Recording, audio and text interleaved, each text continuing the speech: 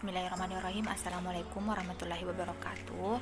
Perkenalkan, nama saya Anditen Rencini Nur dari kelas 31C.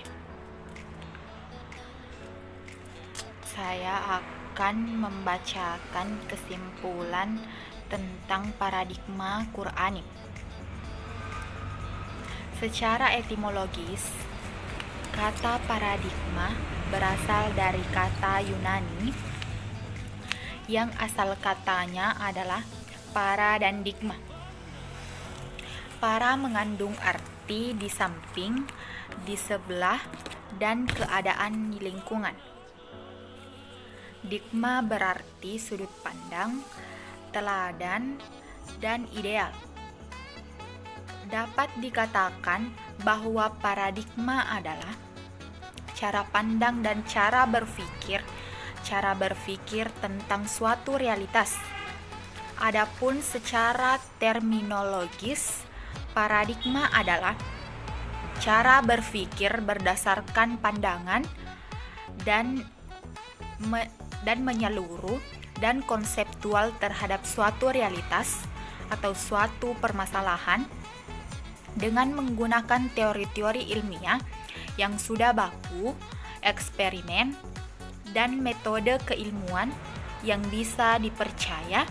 Dengan demikian, paradigma Qur'ani adalah cara pandang dan cara berpikir tentang suatu realitas atau suatu permasalahan berdasarkan Al-Qur'an. Al-Qur'an bagi umat Islam adalah sumber primer dalam segala segi kegiatan. Al-Qur'an adalah sumber ajaran teologi, hukum, pemikiran, pembaharuan, pendidikan, akhlak, dan aspek-aspek lainnya. Tolak ukur benar salah, baik buruk, dan indah jelek adalah Al-Qur'an. Jika mencari sumber lain dalam menentukan benar baik, benar salah, baik buruk, dan indah jelek, maka seseorang dianggap tidak konsisten dalam berislam. Suatu sikap hipokrit yang dalam pandangan Al-Qur'an termasuk sikap tidak terpuji. Selain masyarakat Muslim menjadikan Al-Qur'an sebagai paradigma dalam berbagai aspek kehidupan, faktor-faktor penyebab kemajuan dan zaman keemasan Islam adalah sikap umat Islam yang mencintai dan mementingkan penguasaan iptek. Tidak mungkin kemajuan dicapai tanpa menguasai iptek. Dalam konsep Islam, kemajuan dan kemodernan yang integral adalah suatu yang harus diraih dan merupakan perjuangan yang tak boleh berhenti. Berhenti dalam proses pencapaiannya berarti berhenti dalam perjuangan. Suatu sikap yang dilarang dalam Islam. Namun, karena umat Islam memiliki sumber normal dan epik yang sempurna, yaitu kitab suci Al-Qur'an, maka Al-Qur'an harus dijadikan paradigma dalam melihat dan mengembangkan segala persoalan.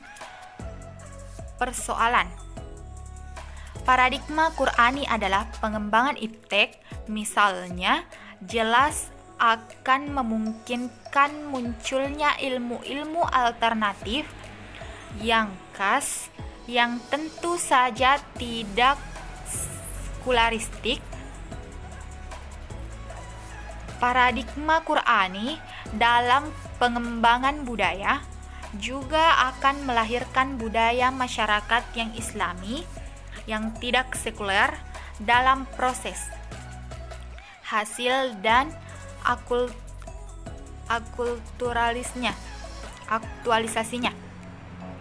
Pengembangan ekonomi yang berlandaskan paradigma Qur'ani jelas akan melahirkan konsep dan kegiatan ekonomi yang bebas bunga dan spekulasi.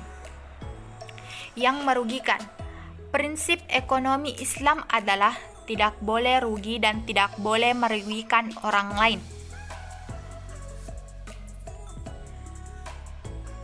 Riba dan gharah jelas merupakan suatu yang dapat merugikan pihak-pihak tertentu. Al-Quran menetapkan hak-hak manusia secara umum, dan Al-Quran secara khusus mengangkat hak-hak orang lemah agar tidak teraniaya atau tersalimi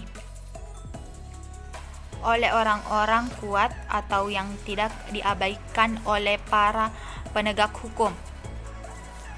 Sangat banyak ayat-ayat Al-Quran yang membahas tentang masalah ini, baik ayat-ayat Makkiyah maupun ayat-ayat Madaniyah.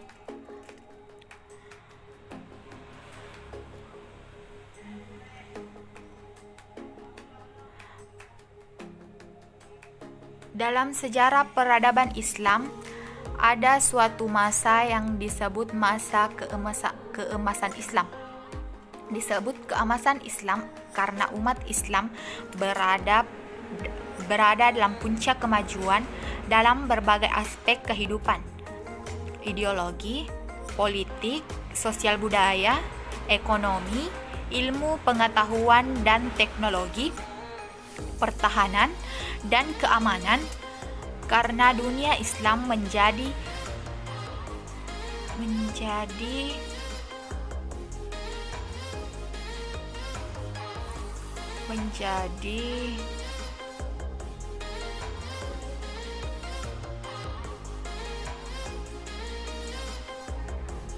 pusat peradaban, dan dunia Islam menjadi sumber power dalam ekonomi dan politik.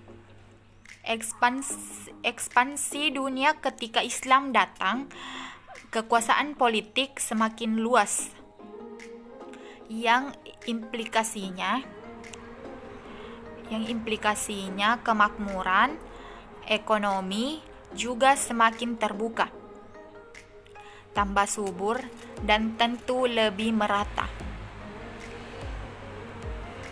Para sahabat Rasulullah menjadikan Rasulullah sebagai panutan, figur, dan pimpinan setiap perbuatan yang Rasulullah kerjakan.